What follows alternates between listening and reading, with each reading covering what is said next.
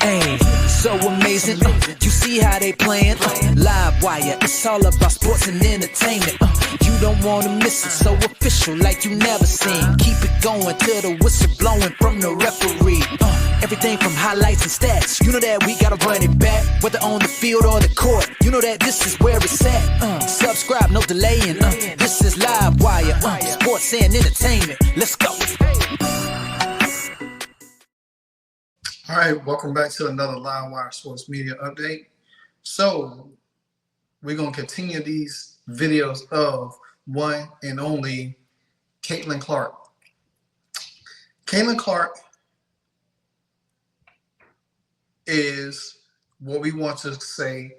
She's the ecosystem of women's sports, or you can say she's the ecosystem of generate dollars and cents. When it comes to the WNBA, we don't even need to go through a whole history of it because we've seen it from day one into the end of the season. But now there's a report came out by the Indy Star, and I think Diana Hugginsburg Bowl, she posted this on there, and I'm gonna show you real quick. First, I'm gonna show you the first report by Clock Report. By Clock Report, it said Caitlin Clark generated $3,600,000 of revenue for the city of Indianapolis since.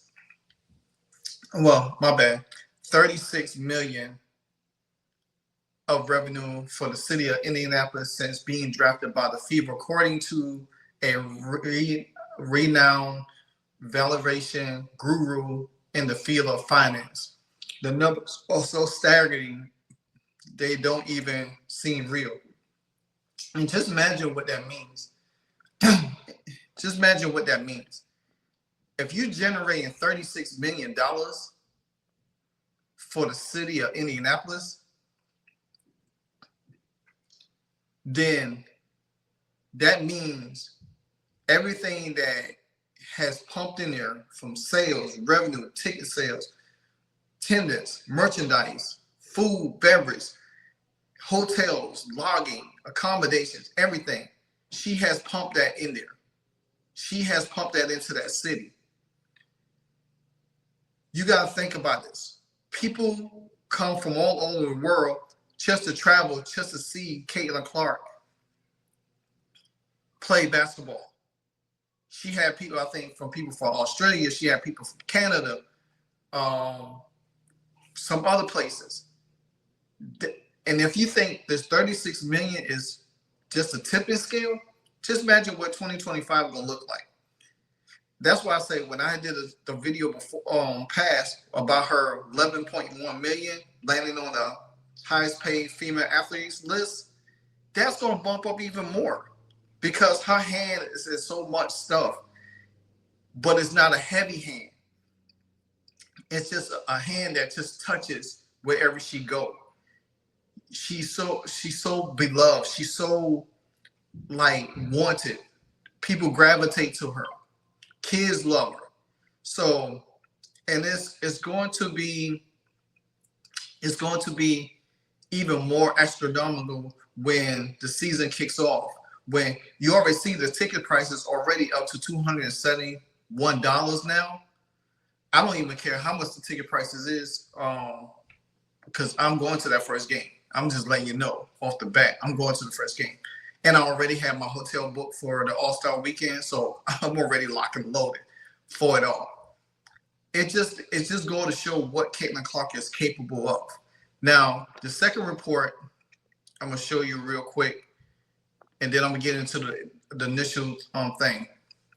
It says Caitlin Clark is responsible for 26.5% of the WNBA's league-wide activity in 2024, including attendance, merchandise sales, and TV. One of every 6 tickets sold at WNBA Arena can be contributed to Clark. That person said, that is crazy. She's not even paid enough.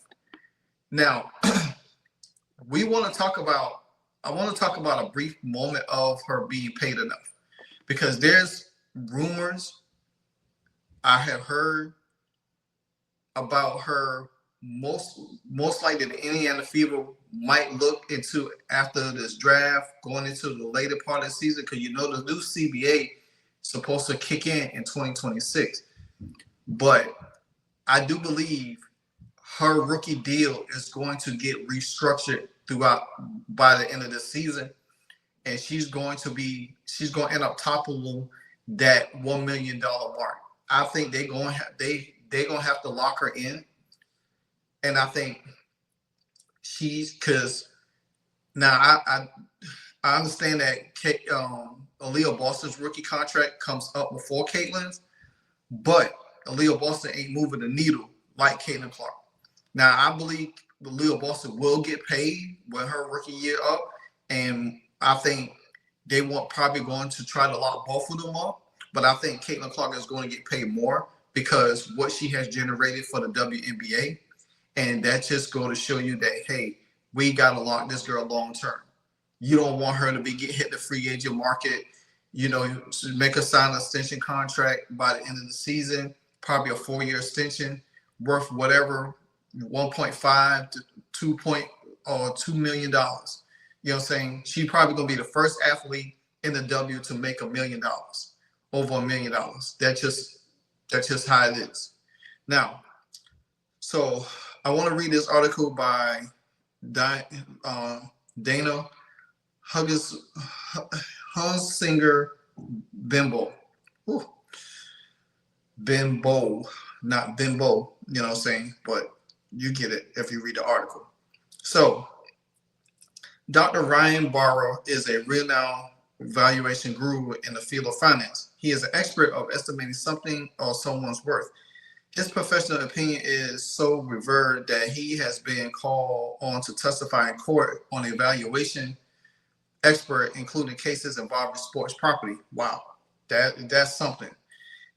You know what I'm saying? And you have to know these people in high places, because when it's talking about money and your value, especially when you come to the table to negotiate a new contract or extension of a new contract or any kind of deals, NIL deals or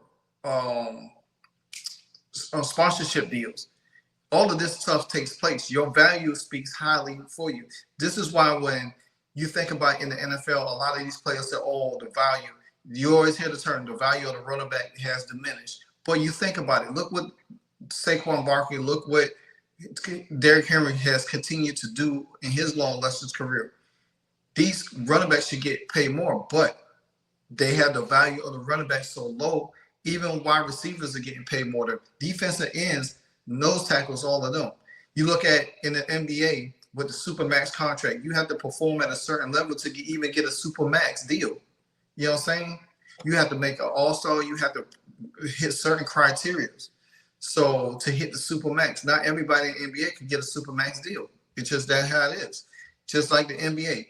The WNBA, I feel like with Caitlin Clark in the WNBA, she's going to change the trajectory of how you pay these players in the league. It's going to be because of her. It ain't going to be because of Angel Reese. It ain't going to be because of Asia Wilson. It ain't going to be because of Breonna Stewart. It ain't going to be because of Nika Olumake, all of them. It's going to be because, one, Caitlin Elizabeth Clark.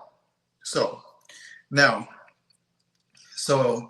in his research, he has crumbled the numbers one way or another for just every major sports league. That's good to know too. He is always diverted into college and youth sports as well. But when any star asks Brewer to put a price tag on Caitlin Clark, what she has meant financially to the WNBA, her city, and the country of her rookie in her rookie season and for the Indiana Fever, the numbers were so shocking, and Brew was sure he must have made some kind of mistake. He ran the numbers again, then again, and every single time, and he got the same result. The numbers are so staggering, Brewer said. Brewer, associate professor of finance at Indiana University, Columbia, they did not even seem real. He said, they don't even seem real. But by Brewer's calculation, Caitlin Clark is responsible for 26.5% of the WNBA's league-wide activity of the 2024 season included attendance, merchandise sales, and television. One of every 6 tickets sold at the WNBA arena can be contributed to Clark. Now, I had just read that earlier, but I'm going over it again. You think about this. The Indiana Fever has 13 home games this year. I think 13. I think they have 13 home games, something like that. More, probably more. So you think about this. Think about what had just transpired already before the season kicked off. The Connecticut Sun already moved one of their games to the TD Garden. The Atlanta Dream already moved one of their games to State Farm Arena. You know what I'm saying? You know the Washington Mystics is going to move one of their games. Now, we only hope that the Chicago Sky get off their butt and move one of their games to the United Center instead of that rinky-dink arena that they have. You know what I'm saying? We already know that the New York Liberty they play in the NBA arena. You look at where the Seattle Storm play. You look at where, you think about the Las Vegas Aces will probably have to move theirs too. The Sparks already played in the arena. Look where Phoenix played at. So these teams are already projecting and moving theirs because they already know what the impact is going to look like. Now, for what Caitlin Clark has did with away tennis and home tennis, I suspect that to bump up a little bit higher. I won't say double, but I expect it to be a little bit higher. So they're probably going to break the tennis record this year. You know what I'm saying? They probably break some of the viewership records from going into next year than they did this year. So it's all because of her. And people sit there and say, "Oh, she doesn't generate this, or nobody comes to see her. There's other people in it." No, she's the main attraction. You know what I'm saying? It's like going to a concert and you have all these guests out here, but then everybody comes to see the main person. So now he also went on to say that total TV viewership due to Clark is up 300%, and 45% of that total broadcast value came from Fever games. Wow. I say that probably going to be a little bit higher this year. You already see that. Like I said, you already see ticket sales for the Fever, and Sky game is already at 271. The league's merchandise sale catapulted to 500%, which Clark is ranked number 1, followed by Sky's Angel Reese, another rookie. The Fever regular season home attendance average was more than 17,000 fans. For the first time, a WNBA team has drawn more than 300,000 fans in a season. Clark's regular season games were watched by 1.2 million viewers on average, which was 199% more than a non-Clayton Clark WNBA game. And this is something that we've been talking about all season long. Even shout out to Ben Daniels, always popping up, showing the viewership, breaking it down, and everything like that. We've seen these numbers all season long. You can't be blind and think why this woman she's not doing this. You know what I'm saying? But perhaps the most astonishing number of all is Clark's economic impact on the city of Indianapolis, which Blue says is an upward of $36 million. Not as big as the NBA All-Star game when it was up to $400 million financial boost in the city in February, but a respectable 10% of that. Now, let's take a breath for a minute and think about this. Say, bro, that's 1 year. 1 year. We talk about one player in 1 year. One player who came into the league that had slowly been growing and igniting a firestorm of popularity. A player who was paid an annual salary of $76,535 of a fraction of what she made in the league. A player whose male rookie counterpart, Victor Wembanyama, was paid $13.8 million in his first season in NBA, a whopping 184 times more than what Clark makes. Crazy. And all begs the question, a complicated, multi-layered question that involves lessons in business, marketing, risk, reward, and economic impact. Will Clark ever be paid by the WNBA what she really worth in the league?